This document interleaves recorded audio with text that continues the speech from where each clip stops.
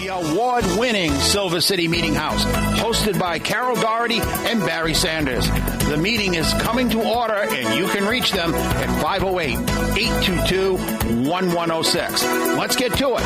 The award-winning Silver City Meeting House, exclusively on AM 1530 WVBI. Just before Halloween, Steward Healthcare System, also, if I'm not mistaken, also known as Cerberus, which is the three-headed dog that guards the gates of hell in Greek mythology. I don't know why that would be a great way to name your company. But anyway, Steward Healthcare System announced just before Halloween that they would be temporarily diverting labor and delivery patients from Morton Hospital in Taunton to Good Samaritan Hospital in Brockton. Steward Healthcare owns both hospitals. Steward reported a dispute with their contracted vendor, Mass General Physicians Organization, who'd been providing neonatal pediatric services. The temporary change became permanent a few weeks later, and Steward has now closed the labor and delivery unit at Morton Hospital. Joining us today are Janet DeMoranville, a maternity nurse, an RN, and a member of the Massachusetts Nurses Association leadership team at Morton Hospital, and Lisa Field, Associate Director of Legislative Division at Mass Nurses Association. And I want to say good morning and thank you for your patience this morning. Thanks for having us. You're going to want to be real friendly with those microphones, otherwise you're only going to hear me. Cozy up. Yeah. So we'll be hearing from our nurses and from you in just a few minutes. So pour another cup and settle in for another hour of the best hour of radio on radio. Welcome back. You're listening to the Silver City Meeting House. This is Carol Doherty here with Barry Sanders, and this morning's very important topic, the goings-on at Morton Hospital right now as it relates to maternity care for women and infants in that hospital. So Lisa Field and Janet DeMoranville. Off air, Barry asked if you would just start with a little bit of the history. So Steward had taken over Morton Hospital, 3-4 years ago, maybe even longer. So why don't you talk a little bit about that history and what's ensued since? So I'm Lisa Field. I work for the Mass Nurses Association out of Canton. So Steward came into the community back in 2011, and as part of coming in and taking over Morton Hospital, they had made a series of commitments in writing to the Department of Health. The most important was that they were going to provide essential services. Back in 2013, Steward had a dispute with another physicians group. This time it was a pediatric group out of Tufts. And because of that dispute, that started the whole ending of offering pediatric services. So we've kind of been through this in the past. Back in October of this year, what happened is that there was a dispute again between Steward, and this time it's a pediatric group out of Mass General Hospital, and Steward contacted the Department of Public Health, stating that they had to temporarily close the maternity unit because of lack of coverage, pediatric coverage. The DPH responded back, and the two parties, DPH meaning the Department of Public Health. That's kind of the process that happens when a service is closed. And then what happened was 2 weeks later after that, Morton Hospital Steward, again, contacted the Department of Public Health, saying that the situation was not remedied, and this time that the services were going to remain closed. The Department of Public Health, again, responded back, and stated that as of November 27th, they were going to start levying fines if there was not a resolution. So there's a little bit of a process that has to happen through the Department of Public Health. In the meantime, Janet can be a better person to talk about kind of what's happening on the unit. But in the meantime, most of the information that the nurses have received have been through either the Mass Nurses Association, the information the union has been able to glean from directly asking the Department of Public Health for information.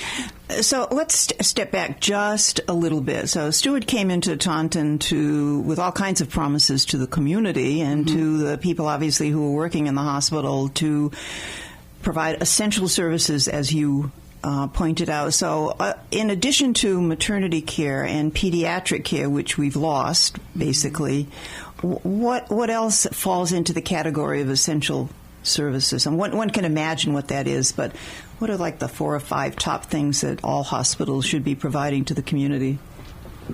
Well, they still operate the operating room and day surgery, where people come in, have their surgeries, and go home. Obviously, inpatient for anyone who can't go home after surgery or who comes in with an illness that needs treatment beyond an outpatient issue. They used to provide outpatient services to people who had to come in for, say, an intravenous infusion and then were able to go home. They have discontinued that. So that was very subtle loss. There wasn't a lot of noise that was made. Right. It's been outsourced to other places, is what they've said, that Steward could offer it in another facility and that those patients were sent to other facilities for that care. All right. Thank you, yeah. Janet.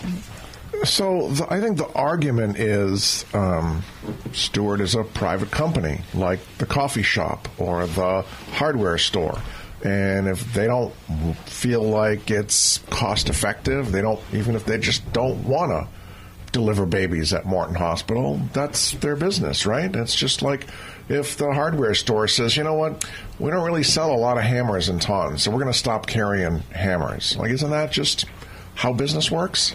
Yeah, it is how business works. However, maternity services in the Taunton area are critical to this community. A lot of our patients either take cabs or walk to the hospital or have friends that drive them, and to go all the way to Brockton to Good Samaritan is a huge disservice. I feel like this community needs a maternity unit, and they need the unit to take care of the babies after they're born. And I just feel like it's a tremendous disservice to the community to get rid of the maternity unit. So I think tracking back a little bit further, and thank you for that, because we're a small urban community and surrounding towns that have relied on the hospital since I've come to the community, which was many, many years ago, 40 or 50 years ago. So it's a travesty. So the community rose up when the hospital decided they weren't going to provide pediatric services anymore. They said they'd have a couple of beds, and critical cases would be flown or driven to other hospitals in the area to take care of those situations. It seems to me, as we have talked over the past days, that the elimination of pediatric services and the elimination of maternity services are somehow connected. Can you draw the connection for our listeners between pediatricians who would be in the hospital and the need for pediatricians in the hospital for maternity care? It just seems to me to be part of their strategic business plan, not just, this is something that just happened. We couldn't get pediatricians, and so, because that's what was reported in the press. We couldn't get pediatricians, so in the interest of the patient, we're going to send them somewhere else. So talk about the reality of that. Well, we, as nurses on the unit, have been told that the problem was the pediatricians weren't able to cover the schedule, and there were going to be holes in the schedule which would put infants born at the hospital at risk. However, there have been pediatricians in the community and also from other groups outside the community who have offered to come and cover, and Steward has not responded to those offers. So it's kind of, is that really the issue, or is that the excuse that they're using to discontinue the services? We haven't been given any information from Steward except from what's been written in the papers. They're not forthcoming with information to us. So we're getting our information from, like Lisa said, the MNA, who has been in contact with Department of Public Health and Steward leadership, or from articles in the newspaper, and we're like, so that's what's happening. Yeah. We're not being given a lot of information, but I feel like they're not telling the whole truth. So, to Carol's point, I think what we're seeing is this sort of like a knock-on effect. So you close pediatrics, so now you have fewer pediatricians available. So then you say, well, we don't have pediatricians to cover the schedule, and we had to farm it out, and we don't have enough business to keep them busy. So then we have to close labor and delivery, and then so there's it seems, at least for me, it seems like there's a consequence when you close pediatrics and get rid of the pediatricians. There's a consequence for that, and that consequence becomes difficulty staffing labor and delivery. And if I, put my crystal ball hat on and look a little further down the road, if you're not doing labor and delivery, then maybe you don't have adequate staffing to do OBGYN services, and that becomes the next thing that gets closed. And am I making connections that are valid? Do you see the same thing? Yes, absolutely, absolutely. Right now, we're not allowed to admit patients of any kind to our unit. We're not seeing any OBGYN surgeries. They are still being done, but they're admitted to other floors of the hospital after their surgeries. So the women that we used to take care of are no longer even coming up to our floor. So really it becomes a women's health issue. So absolutely. Women's health services at Morton Hospital are gradually being closed down. Right. Because the doctors that do the OBGYN services are also the doctors that deliver the babies. And if they were not delivering babies, they're not going to stay at Morton to do 1 or 2 surgeries a week. Right. It's not going to happen. Mm-hmm. So you had, I've lost my train of thought. Go ahead, keep talking. Well, let's kind of rewind a little bit. Mm-hmm. It might be interesting for folks to hear exactly what it is, what happens at labor and delivery. We know that babies get born there, but there needs to be a pediatrician. There's a whole team. There are a lot of things that need to happen. So from the happy moment when your EPT says, "Yay, you're pregnant," or "Oh my goodness, I'm pregnant. How did that happen?" What are the kinds of services that families typically would, up until now, go to Morton Hospital to get as part of we're having a baby? Right. Well, a woman finds out she's pregnant, then she picks a physician, hopefully at Morton Hospital. They're seen for prenatal care throughout their pregnancy, which may include coming in for non-stress testing, which means they come to our unit, we put them on a monitor, we check out the baby, we check out all the woman's vital signs, we can identify problems that are going on with the pregnancy early and get treatment for those kinds of things. We see women throughout that whole stage of pregnancy. Then they come in, they are in labor, they deliver their baby. There needs to be anesthesia doctors on call in case there's some kind of issue that we need to go to the operating room for. There also needs to be a pediatrician available in case there's issues with the baby after it's born. And then, obviously, the OB doctor is there for issues that may happen with the mom. Obviously, the skilled nurses are essential to that service. We are the ones on the front lines taking care of the patient, finding out what the issues are, notifying the doctors, getting orders from them to figure out how to best treat the patient. Then after the baby's born, they're there for another 2 or 3 days, depending on how they deliver, to learn about how to take care of their baby. The nurses play an integral role in that. We're teaching everything from how to change a diaper to how to feed a baby, how to burp a baby, what's the best position to put the baby in to go to sleep. Mm-hmm. It's a comprehensive, from beginning to end service.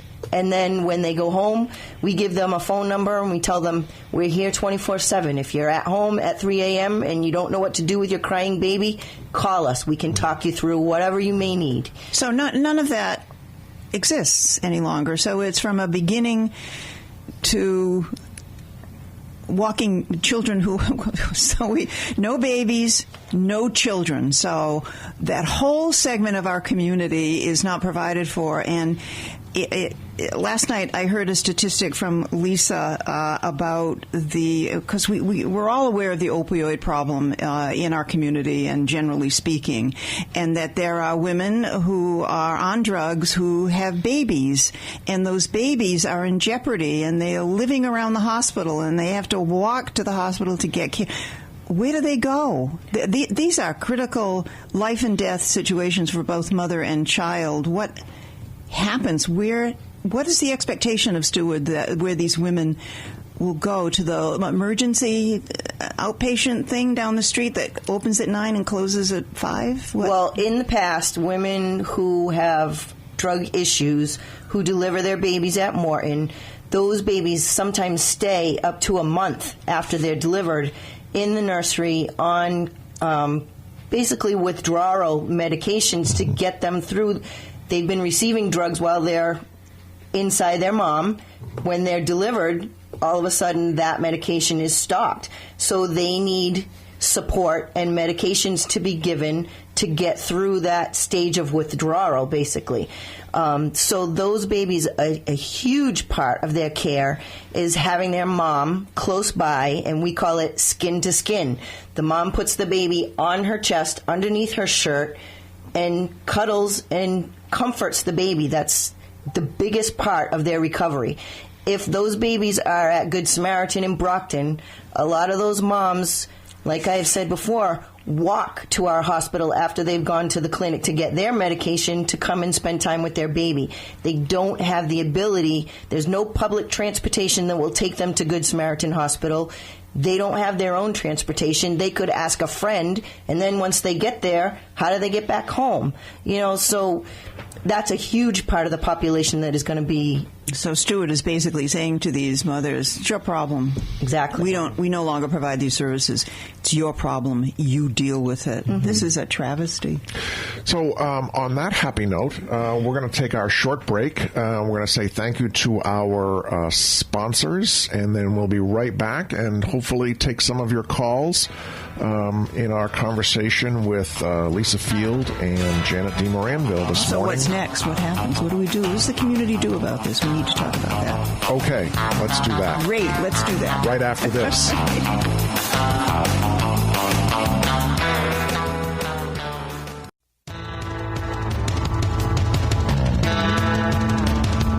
We're back on the Silver City Meeting House. This morning we are speaking with Janet DeMoranville, an RN maternity nurse at Steward Morton Hospital, and Lisa Field, the Associate Director for Legislative Division at Massachusetts Nurses Association. If you hadn't heard, Steward Healthcare Services has informed the Department of Public Health that they intend to close the labor and delivery unit at Morton Hospital, this after closing the pediatric services unit last year. And so we're trying to understand what that's all about and what the consequences are for our community. Real quick, 508-822-1106. Thank you. You want to call? Excellent. So part of what you might hear is this is really a union issue, that the union is just trying to hold on to their union membership jobs, that Steward is a business. They need to make decisions that are in the best interests of patients, that they can't provide these services, and it's just really not fair for the union to pitch a fit about what is a really appropriate decision for providing quality services in our community. Is that fair? He throws a stupid question up to the union representative. There are no stupid questions. Well, again, we're talking about public health, and in this particular case, we're talking about the health of newborn babies and women. And I kind of liken it to the electricity. I might have a public company like Taunton Municipal Lighting Plant that provides my electricity, but I might also have Eversource. I might live in another community. Eversource is a for-profit organization. Mm-hmm. Well, Eversource cannot make decisions as to whether or not my house gets electricity based upon whether they make money off of my bill, if you know what I'm trying to say. So let me just throw this thought in, because I think what Stewart has said is, it's not appropriate to provide these services at Morton because we don't have the volume. That was the word I heard. There's only 350 babies born in Taunton a year. There's just not enough volume to keep the skill level where it should be. The nurses and doctors don't get enough practice providing these services on such a low volume.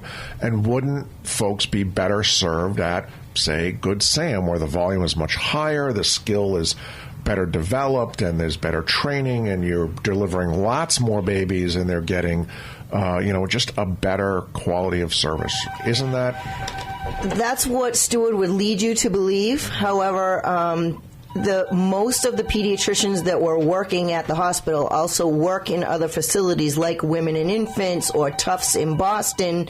So coming to our hospital where there are fewer deliveries is not going to keep them from keeping up their skills because they're working at places that deliver thousands of babies a year. Hold that thought for just a second. We have a call, and I want to say good morning. Thank you for your patience. You're on the air at the Silver City Meeting House. Hi, good morning. Good morning. So I just want, and some people will recognize my voice because I've been a little bit involved in this since this all took place. But I just want to jump on what you just said, Barry, about making the determination. They're saying there's low deliveries and all that. But based on what was talked about earlier, Stewart's never said that as that's their reason why they're making the determinations they're making. So I just want to jump on that point a little bit that no one knows what the real reasons, because Stewart's not sharing any of that, what their real determination is. Okay. So I don't know if anybody wants to answer that, but I have a couple other points if I can just add them. Sure, go ahead. If you give me a moment. Yeah.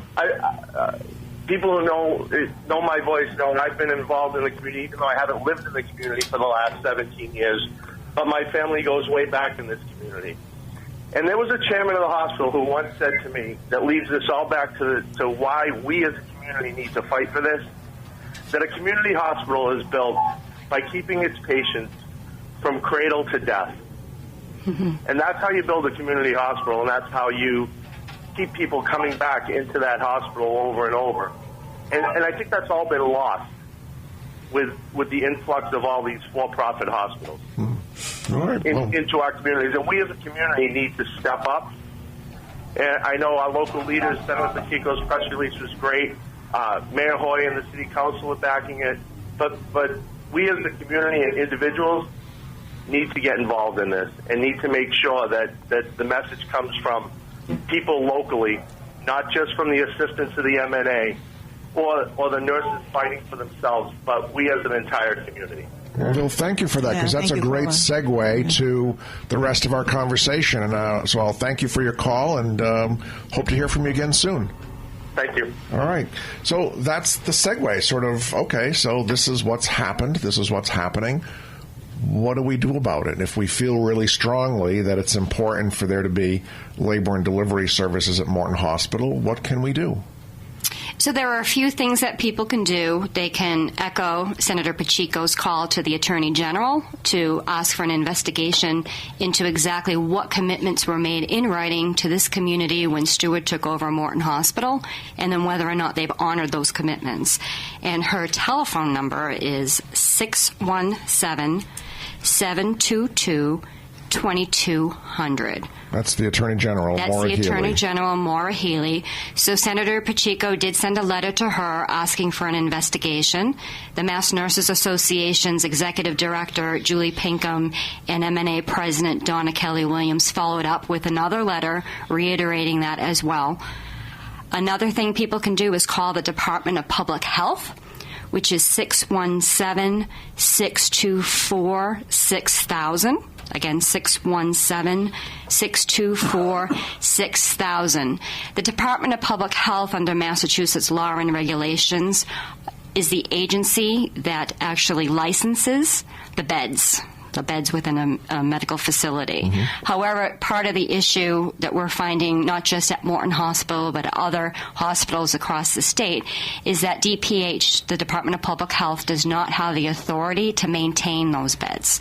So that's part of the issue here. And that's what we found out with the pediatric services. I got all my dander up. We went to that meeting with DPH. Don't you dare. DPH said, don't you dare, and they did it anyway. Right. So that's an issue. There will be a process that will happen now. We expect on December 13th that the Chief Medical Officer from the Steward Medical Group will send a letter to the Department of Public Health on behalf of Morton Hospital, again saying they do not plan to reopen, because there's a timeline under the Department of Public Health regulations. The Department of Public Health will hold a public forum in order to get public support, and then they will issue a letter stating their position on this, whether or not the essential services should be open or closed. I'm putting this much more bluntly than it happens. So even though the Department of Public Health might not have the statutory, ability to maintain these beds or this unit, it's really important for the community to come together to make a stand about keeping this important community service. And at the Mass Nurses Association, we're reaching out to the elected officials, we're reaching out to other community partners to try to find out what are some other ways that we can exert pressure on Steward to resolve the issue with this pediatric group or come up with another resolution to reopen the unit. And not for nothing, a phone call to Senator Pacheco and State Representatives Haddad, O'Connell, and Oral certainly should be part of the list of phone calls that you make, because there's some legislation that has been proposed that would give the DPH some teeth in these matters. Yes, there's a bill that's around essential services that will give the DPH some teeth. That will also give the Attorney General some teeth, namely that if a hospital or a medical group wants to close an essential service within one community, that there'll be some constraints in being able to either expand or open different services in another community until the original essential services are brought back into the original community. Part of this, from the MNA's point of view, it's a little bit of a shell game. Something's closed in one community, and the community's told, well, you can go to A, B, and C, and then the hospital will go to another community and open something else. So this is trying to keep community services within the community. Well, it's like my hammer metaphor. Like, all right, we don't sell hammers in Taunton, but you can go to Brockton and buy your hammers there, so it's not a big deal. Right, but Steward's original message to this community was quality health care close to home. Yeah. And now they're removing those services and making them so they're not close to home. And it's the big lie. It's the big lie. And interesting, over the years when I happened to be a patient, not frequently, I'd say to the person who was a radiologist or otherwise, so how's the new deal? How do you like working here now under the new leadership? And some of them would respond and some would just raise their eyebrows. So these are the obvious things that we've talked about, the more subtle things that have disappeared. While we see a hospital spending considerable sums fixing the lobby and expanding the emergency services area, and buying hospitals across the country. They just bought 25 other hospitals in other parts of the country. If you can't run the ones you have, you shouldn't be allowed to buy more. Well, that's my opinion. We can appreciate, as we've talked about, for-profit companies, in this instance Steward, but nonetheless you make a profit by providing services to the community. So where you may have fewer patients for one kind of care, you may have more patients. If people don't have confidence that they're going to get services in the hospital, they'll stop coming. They'll stop coming. If maybe we can share the crystal ball for a moment. Knowing what Massachusetts Nurses Association knows about Steward Healthcare and how they've run other hospitals and what their business model appears to be, looking down the road 10 or 15 years, what does the MNA think is, let's hold that thought for a second, because I always think my callers are more important than I am, and say, good morning, you're on the air at the Silver City Meeting House. What's on your mind? Good morning. A quick question. Sure. My wife and I have never had children, so I've never paid attention to maternity wards, but where would somebody in, say, Middleborough or Berkeley or Dayton or Rehoboth, because I know we're just focusing on Taunton, but how many other cities and towns in the area count on Morton Hospital also? Yeah, we see people from Rehoboth and Dayton and Lakeville and Middleborough, Taunton, all the area, the surrounding communities, and right now they're being told to go to Good Samaritan. So that's what I was trying to get. So people even further away than Taunton are being told to go to, you know what I mean? Absolutely. We're focusing on Taunton, but it's a whole South Coast area issue. Yes. Yep. And do people have a choice? Like, okay, so let's say Rehoboth to Brockton is a bit of a drive. With health insurance being the way it is, can you say, no, Good Sam's too far away, I'm just going to go to Sturdy, or I'm going to go down to Fall River? You can, but if you've been having the same OBGYN see you throughout your whole pregnancy, you want to go to where that person is going to deliver you. You know, you don't want to go to somewhere where they have no idea who you are, what your prenatal care has been like, and deliver with a doctor you've never met in your life. You know, it's difficult. Thank you for your call. You got it. Have a great weekend. All right, take care now. So back to my earlier question, is there a sense that we know where this is headed? And if not, just, you know, we have no idea what's going to happen, but is there a theory about where the Steward Healthcare system sees all of this? Well, we hate to speculate what's going to happen. Yeah. I mean, we certainly can't speak for Steward. Yeah. So we could speculate, though, couldn't we? Steward's not going to tell you anything before they're ready to bring down the hammer. That's the way they operate. They don't tell you anything until it's a need-to-know basis. So there are probably lots of theories out there, but I'm not going to speak to any of them because you never know until it happens. Well, it seems to me that the generous theory is, you know, it becomes regional services. So we don't want to run 8 labor and delivery units. It's more cost effective to run 4. So we're not doing that in Taunton, but you can go to Brockton, and it's, you know, for some people, the distance between Church Green to Morton Hospital and Church Green to Good Sam is not a big deal. Hop in the car and drive over there, and why should that be a problem? Well, one concern that we do have, and this is not just Morton is just one example of of a greater, bigger issue regarding the loss of essential services, is this shell game. That, okay, well, an option is to go to Good Sam. Well, that's not to say that 5 years from now there's not an issue with maternity at Good Sam. And we'll go to another call. Say good morning. You're on the air at the Silver City Meeting House. What's on your mind? Hi, I was just wondering, I live in the surrounding community, and I recently read that they got some new physicians in, and I was wondering, has the numbers grown at all in the department? Yes, that has been one of the issues since Stewart took over. They've always told us, oh, your volume is low, and you're not doing as many deliveries as a lot of the other area hospitals. But we did get in a couple of new physicians, and our numbers had been growing. We were up this year. At the time they closed us in October, we were up maybe 50 deliveries from what we were at that time last year. And then they just cut the legs out from under us. I mean, it's hard to grow when they close your service. So I agree. All right, thank you for your help. All right, thanks so much for your call. Wow, we're up to 3 calls today. Well, Carol. I know. So these folks back.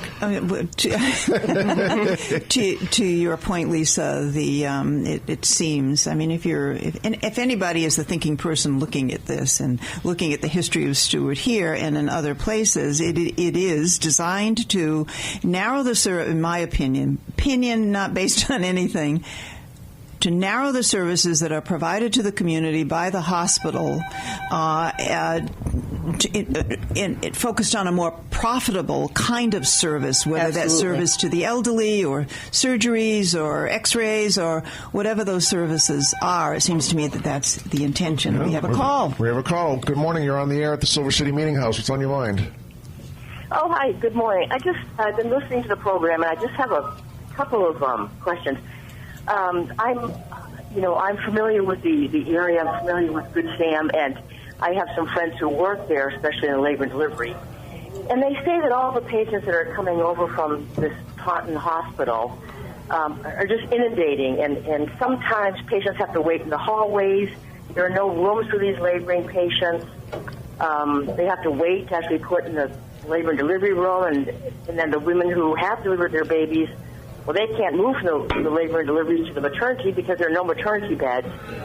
So it's just people are just waiting, and that can't be a good situation and for any woman. The second point I want to make is that, it's the mothers and the families who make the decisions where they take their children and their families. And if you lose OB, you're going to lose pediatrics. You're going to lose primary care. You're going to lose surgeons. You're going to lose other subspecialists. Because the mothers are not going to want to be toting their family to different hospitals. They don't feel like Taunton is respecting them. They're not giving them the services that they deserve as human beings.